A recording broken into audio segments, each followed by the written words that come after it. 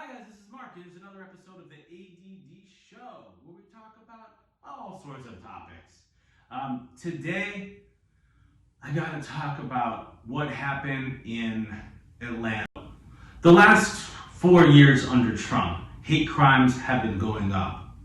And I can't say that there wasn't racism before Trump because, as we know, America had so much discrimination.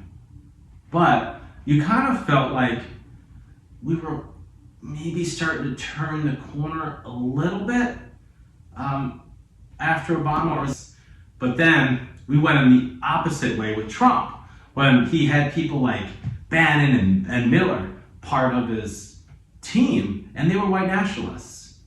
So their whole campaign was to cater to disenfranchised white people who had to endure 8 years of Obama. So it kind of shows where we are as a country, that a lot of people didn't like it.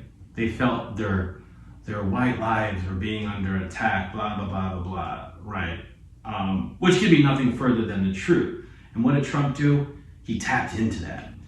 Look what happened this week. Ron Johnson, for some of you, he's a senator for Wisconsin, and he came on an interview saying that January 2nd, he didn't feel like his life was in danger with the insurrectionists because the people were white. But had it been BLM protesters, he would have felt unsafe. Now, I marched in BLM events, and I never felt unsafe.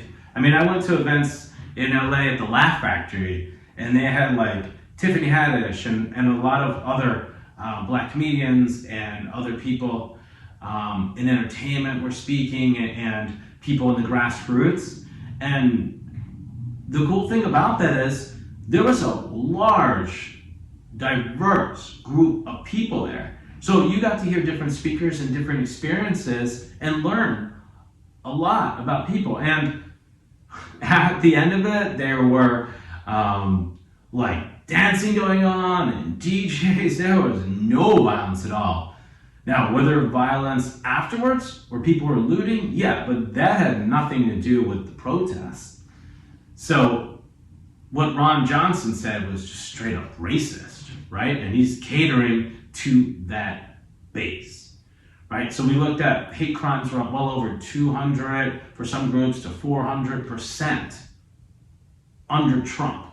Make America great again, and you look at some of the propaganda material, all that is doing is, right, they're catering to the white grievance and getting the scared white people. Oh my God, they're coming after you. Look what happened. The Mexican caravans, right? They're coming to destroy this country of MS-13, and they're all over your neighborhood, and they're going to be moving into your house. That was all bull. Now, what happens? Trump's out of office. That's their big go-to, the Republicans. Oh, crisis at the border, caravans. It's ridiculous. Another thing with the caravans, they're saying they're bringing COVID. But the Republicans, the whole time, COVID was a hoax. You don't need vaccines. So which one is it? Is it real COVID or is it a hoax? You can't have it both ways. So let's piggyback off COVID, what Trump calling it the China virus. Now, I would have these debates with so many people that was a terrible thing to say, because it puts a lot of discrimination against Asian people. So maybe to the average person, they're not going to say anything, but there's not average people in America. There are awful people, which we can see by the shooter in Atlanta. What was it? A week or two ago, there was someone, an elderly Asian man, just walking the street. Someone came up and hit him. There was a basketball player, Jeremy Lin, who was called Corona. So it's really bad what's happening. So what can we do about it? Well, some of the solutions are, look, I'm just going to take my own experience.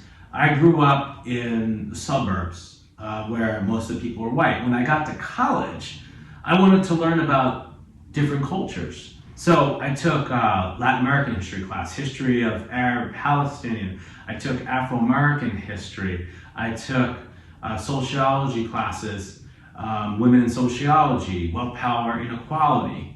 I learned about so many different groups. But here's the thing, when I took a lot of these classes, when I took Afro-American history, I was the only white person in the class. So it was great to learn from other people that their experiences, which were totally different than mine. And same with some of the other classes too. Women in sociology, most of the people are women. So those classes are fantastic because you learn so much. When you learn about different experiences, put yourself in other people's shoes, then you can learn from their experiences, and I think that would really cut down on racism when you learn about different people. Because take, for example, Afro-American history. So after slavery, we had basically, I had a different form of enslavement where they restricted rights of blacks so they couldn't vote. And that's still prevalent today. Certain neighborhoods that you can live in, certain schools, right? We had legal discrimination up until the 1960s down south, right? With Jim Crow. And then if you look at in a lot of the cities, they would put freeways through to break up the neighborhoods, right? You had someone like the Black Panther. Black Panthers were trying to get people food, schools, services that weren't out there for the members of the community, and they were deemed radical. Then they dumped drugs into those neighborhoods, the government. So there's a long history. Let's go into Asians. Asians were discriminated in this country.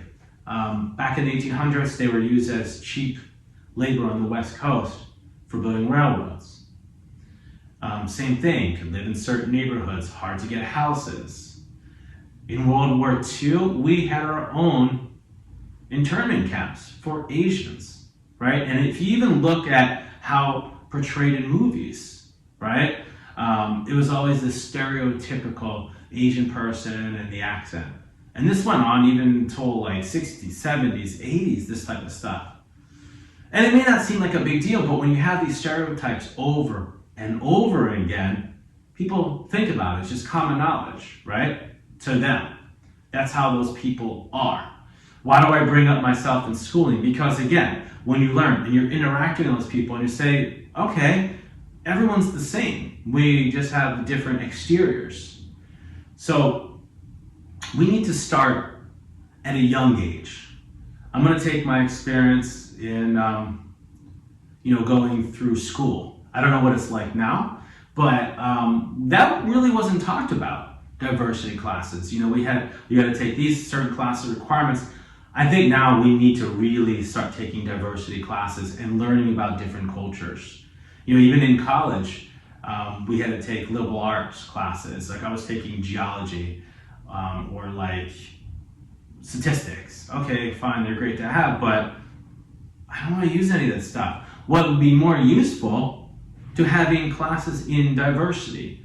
Having people learn about other cultures. I think that would be actually more important. I took science and geology. Okay, cool, but I'm not really interacting with rocks. I'm interacting with people. But I went out of my way to learn that, and so many people didn't. And you hear certain people say, pick an ethnic group, for example, or why are they like that? Because what happens is, the systemic racism or indoctrination or the living conditions that people were in. It didn't just stop, and you can't just flip a switch. It's embedded in our society, and we need to change that. So, getting back to politicians. So when you have someone like Trump, make America great again, that slogan, that's a dog whistle. When you have him saying that Nazis were good, fine people, what happens is you're validating this sort of racism, right? So then you have politicians like Mitch McConnell is an absolute horrific person. There's nothing good about this guy. And he's used these racist policies for years to stay in power. That's the leader of the Republicans in the Senate. Kevin McCarthy doing the same exact thing in the House. They even have a QAnon nut. So instead of disavowing crazy racist Marjorie Greene and Boebert and Hathaway, I mean, I can go on and on. There's just so many of them in there. Embrace. They feel like that's the way to get the party. You know, people like douchebag Ted Cruz and scumbag Josh Hawley, same thing. They're embracing that. Hawley, fist up to the white nationalists. So the signal is sent to them, hey, these guys have your back. And then we take Tucker Carlson, that little Nazi. White nationalists actually say we need to act like Tucker. So he's this rich, entitled guy, and so he's very good with his words and good at manipulating people, and that's who they look to. They're not looking at the Alex Jones, people like that. They're looking at Tucker, and they're looking at the Howleys, people like that, these really educated people, and this just keeps going on and on. The cycle continues. It won't stop until we really take a hard look at the causes of racism, people who are embracing racism to gain power for whatever that is. And the thing about it is with these politicians, if these politicians were in business and said some of the awful things, they would be gone. But somehow, this is the part I do not understand. How is it that these politicians are able to get away with this, normalize it, cater to this? So it also says something about society that they're embracing this. And if you keep normalizing and have people embrace these theories and the rhetoric, it's just going to perpetuate because now it's mainstream. Okay guys, look, this was a heavy topic and I really hope that we can do something about it and make change. And you know, if we look at maybe some of the things that we're doing and we don't even realize it, just think about, go through the history of some things that you do or some of the people that you know, and let's confront this. And let's try to save people's lives by really pushing back on this, okay? Thank you guys for watching another episode of the ADD Show. I'm Mark. Take care.